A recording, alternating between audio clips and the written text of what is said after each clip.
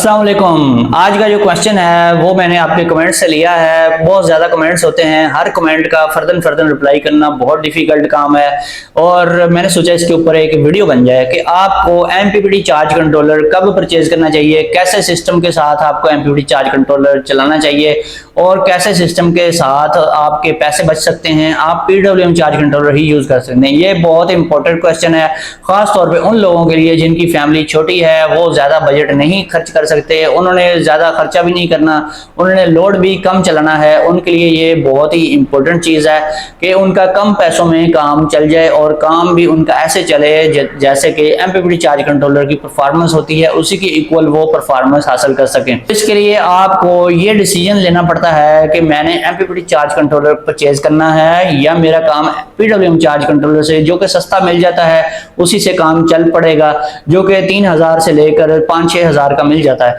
अगर आप MPPT charge controller purchase करें, वो मिनिमम भी जो अच्छी क्वालिटी का मिलता है वो तकरीबन 15-16 हजार से स्टार्ट होता है और ऊपर तकरीबन 25,000, 30-35 हजार तक मैक्सिमम मिलता है।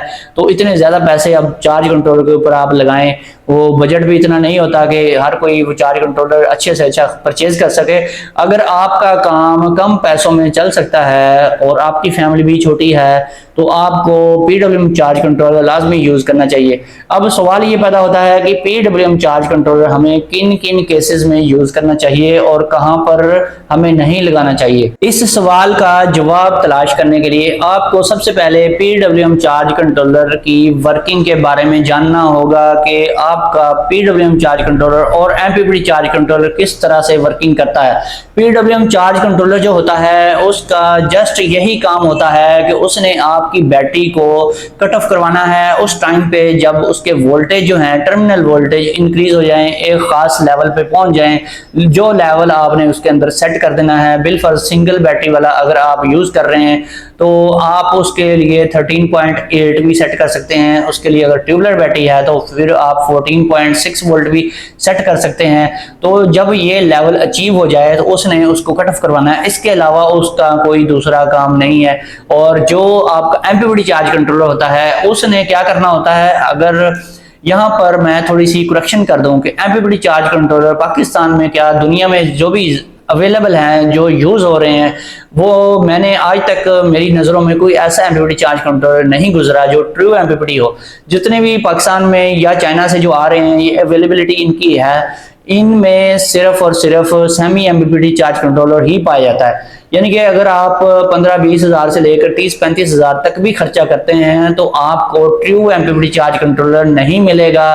ट्रू MPPT चार्ज कंट्रोलर वो होता है जो कि बहुत ज़्यादा हाई वोल्टेज का होता है, जो कि आपके सोलर इन्वर्टर में पाया जाता है, जो कि लेटेस्ट इन्वर्टर आजकल आ रहे हैं। चाहे आप उसमें 1500 वाट का भी एक इन्वर्टर परचेज करते हैं जो कि PV2000 है, उसमें भी ये कंट्रोलर जो है वो 350 वोल्ट से लेकर 450 वोल्ट तक का पाया जाता है, जो कि ट्रू MPPT चार्ज कंट्रोलर होता है।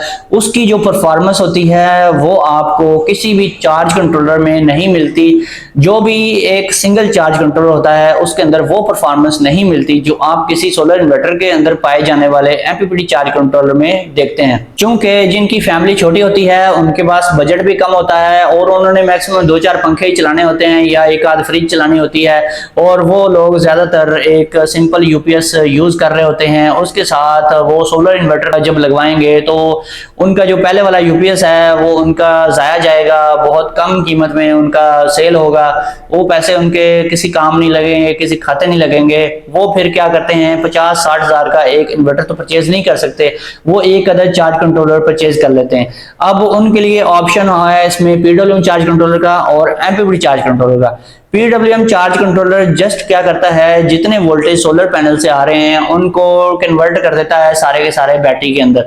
वो वोल्टेज को लो नहीं करता, वोल्टेज को लो लेवल पे कन्वर्ट नहीं करता, उसका कोई काम नहीं है सवाए इसके कि उसने कट ऑफ करवाना है। उसने सिर्फ कंट्रोल करना है कि जब बैटरी फुल हो जाए उसको मजीद चार्ज होने से रोकना है, उसकी प्रोटेक्शन करनी है ताकि आपकी बैटरी हर टाइम ओवर चार्ज हो के खराब ना हो जाए। जो आपका सेमी MPPT चार्ज कंट्रोलर मिलता है मार्केट में उसने ये करना होता है कि अगर आपने कोई बड़े साइज का सोलर पैनल लगा दिया है तो उसने आपकी बैटरी अगर 12 वोल्ट की है तो उसने उसको 12 वोल्ट ही यानी कि 13-14 वोल्ट ही प्रोवाइड करने हैं, जो कि करने भी चाहिए। तो वो उससे ज्यादा वोल्टेज उसको प्रोवाइड नहीं करता।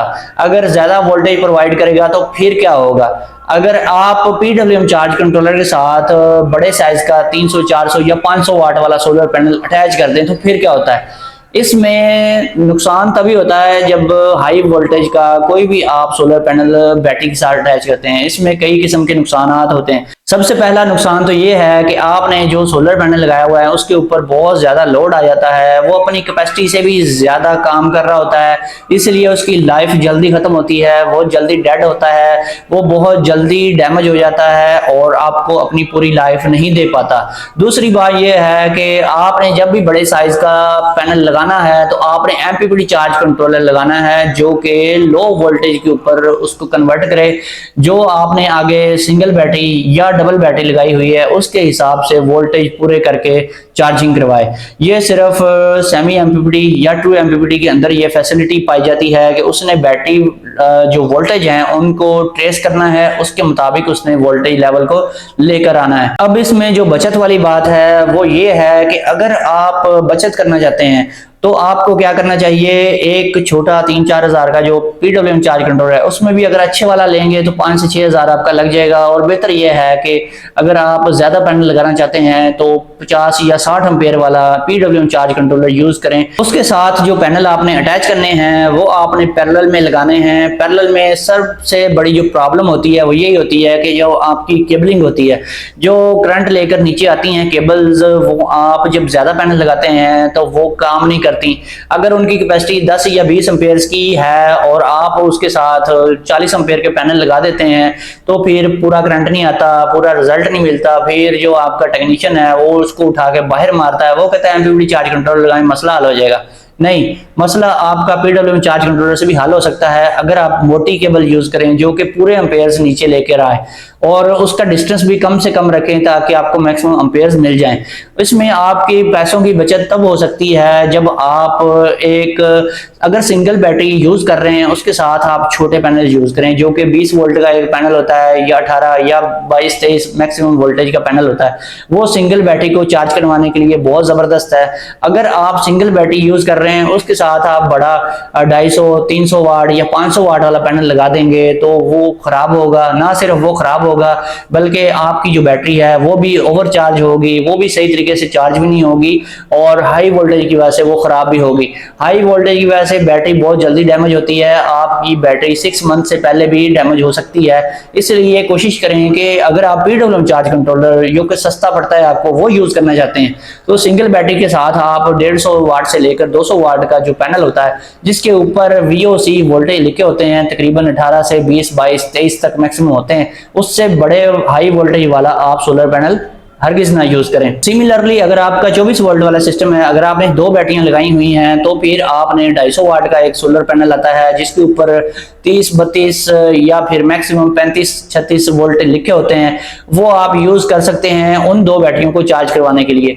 क्योंकि जब उनके साथ आप पीडब्ल्यूएम चार्ज कंट्रोलर लगाएंगे तो वो जो उसके लोड पड़ने के वोल्टेज हैं वो कम हो जाएंगे और वो आपकी बैटरियों के चार्जिंग वोल्टेज के इक्वल ही आ जाएंगे और उससे आपकी बैटरियां कम डैमेज होगी, जल्दी खराब नहीं होंगी। डैमेज जरूर होती हैं लेकिन उनको बहुत ज्यादा नुकसान नहीं होता। इसमें आपके पैसे बच सकते हैं जो कि आपने एमपीपीटी चार्ज कंट्रोलर के ऊपर लगाने थे। तो एमपीपीटी चार्ज कंट्रोलर जो मिलता है वो ट्रू एमपीपीटी चार्ज कंट्रोलर नहीं होता। एक उसकी रेंज भी कम होती है, उसके साथ बहुत ज्यादा पैनल भी नहीं लग सकते।